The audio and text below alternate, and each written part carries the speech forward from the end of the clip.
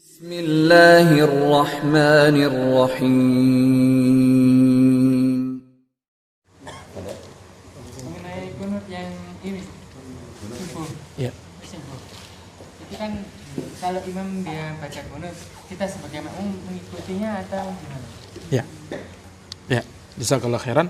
Nah, tentang masalah kalau misalnya imam mereka kunut subuh, apakah kita juga ikut kunut di belakangnya? Ya. Ikhwani fillah azani Allah wa iyyakum.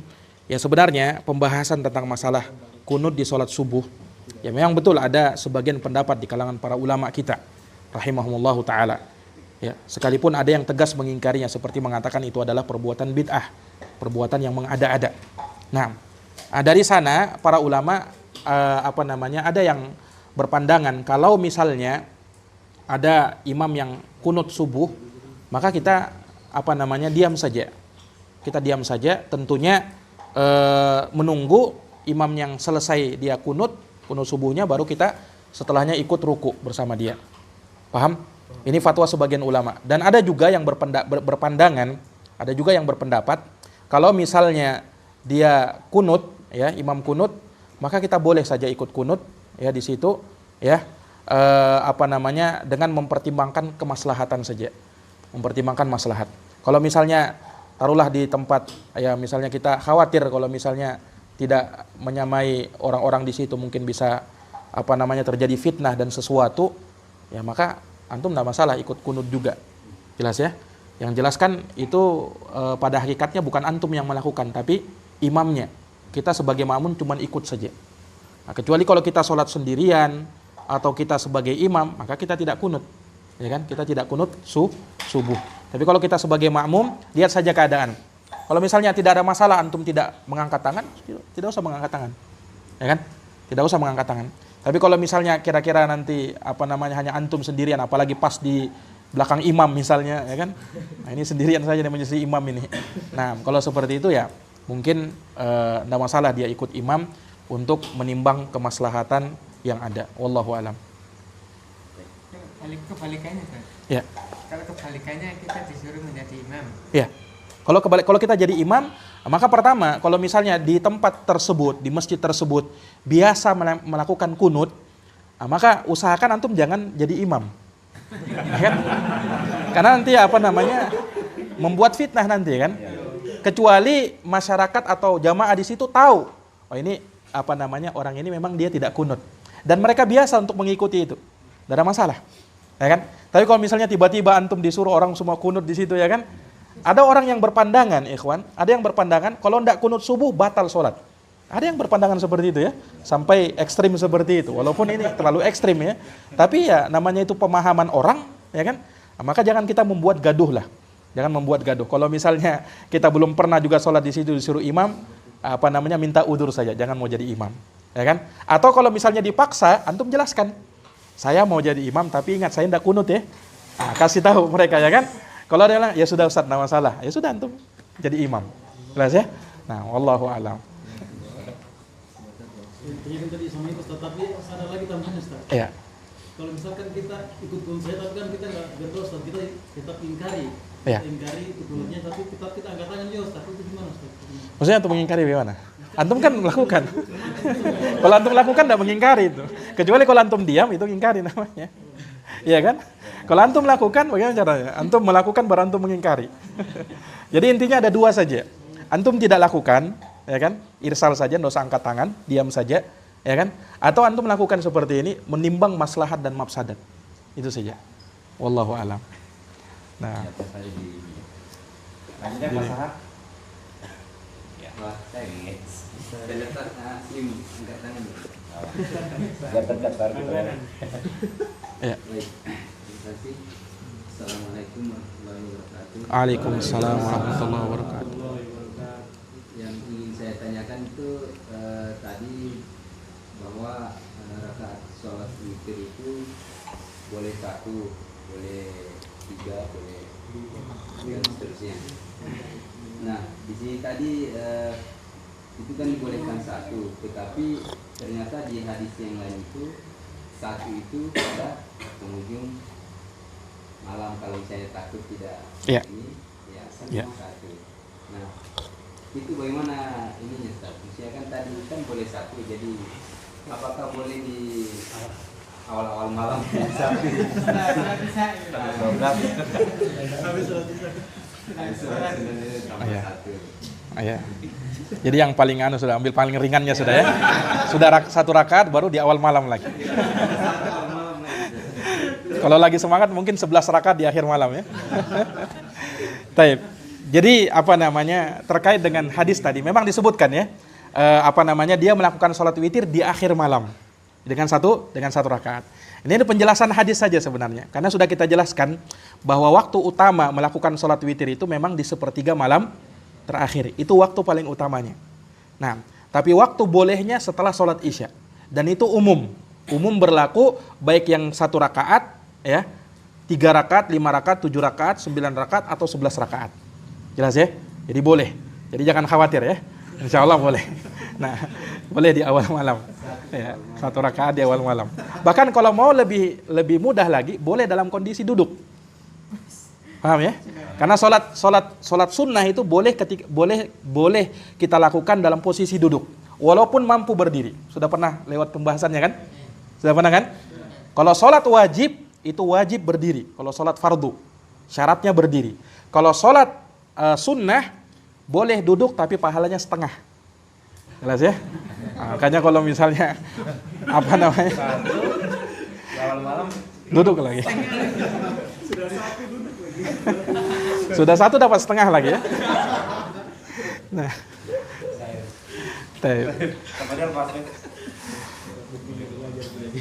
Waalaikumsalam warahmatullahi wabarakatuh.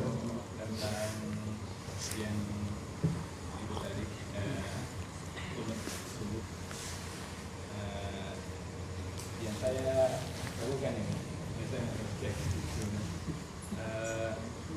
tidak angkat ini, tidak angkat tangan, tapi dalam hati karena saya ikut berdoa. Amin. Kan dari petani. Artinya terbawa suasana mungkin gitu ya. Berdoa mungkin bagaimana itu? Baik. Ya. Ya, kalau misalnya kita tidak ikut kunut subuh, apa yang kita lakukan? Ya, kita boleh berdoa, memperbanyak doa i'tidal. Doa i'tidal apa? Rabbana walakal hamdu. Ya kan? Itu paling ringkasnya kan? Kalau panjangnya baca Rabbana walakal hamdu hamdan katsiran thayyiban mubarakan fi.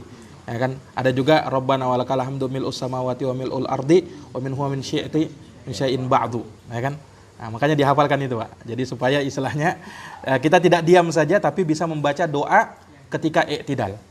Ya, dan sudah kita jelaskan dalam buku ya, ada beberapa doa-doa bisa dihafalkan itu. Ya, jadi kalau misalnya imam kunut subuh, kita bisa membaca doa itu. Nah, kalau misalnya gara-gara terbawa dengan akhirnya kita mungkin ikut mengaminkan karena tidak sengaja, tidak ada masalah. Namanya perbuatan yang atau ucapan yang kita lakukan di luar kesadaran atau hanya terbawa saja, insyaallah taala tidak ada masalah. Jelas ya? Nah, jadi hanya yang saran yang paling bagus kalau bisa kita hafalkan doa-doa ketika i'tidal. Doa ketika i'tidal sehingga kita juga sibuk dengan bacaan kita. Ya kan, bisa sibuk dengan bacaan ketika kita i'tidal. Nah, itu wallahu taala alam bisawab. Baik. Baik, ada lagi?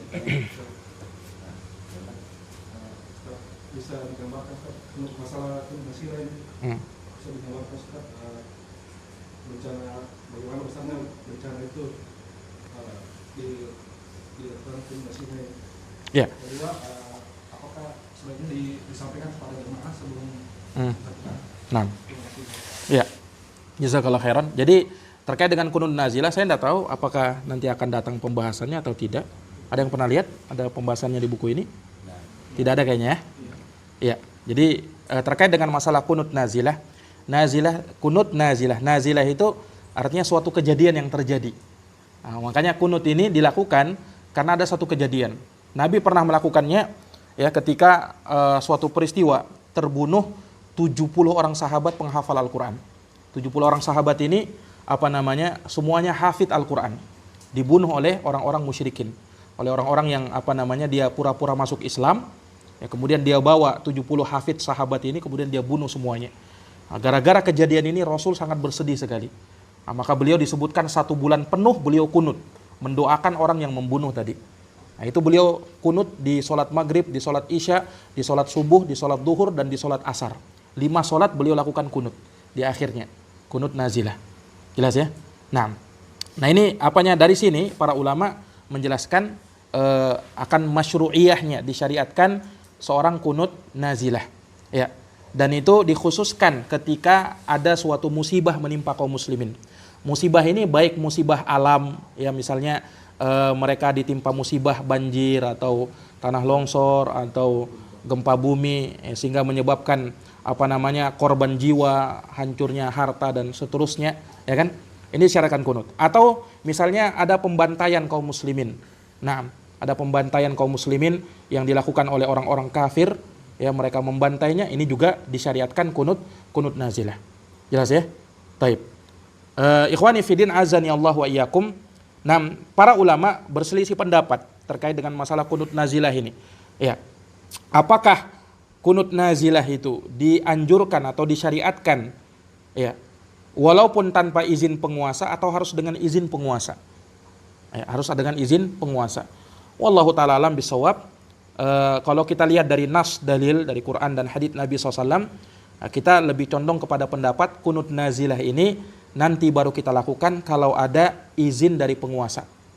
Paham? Kalau ada izin dari penguasa. Misalnya penguasa menyerukan kaum muslimin agar melakukan kunut. Dan itu pernah ya? Pernah dulu terjadi ya kan? Penguasa kita mengumumkan kepada masyarakat supaya lakukan kunut di sholat kita. Dan itu ada surat yang beredar tempat ya. Ada surat yang beredar. Nah, karena memang kunut ini ya diberlakukan dengan izin penguasa, Kalau misalnya penguasa tidak mengizinkan, maka kita katakan ya mendoakan kaum muslimin itu bukan hanya khusus di saat kunut saja. Ya kan? Boleh kita lakukan di saat-saat yang mustajabah. Banyak waktu-waktu mustajabah di sepertiga malam terakhir, itu lebih afdol lagi. Ya kan?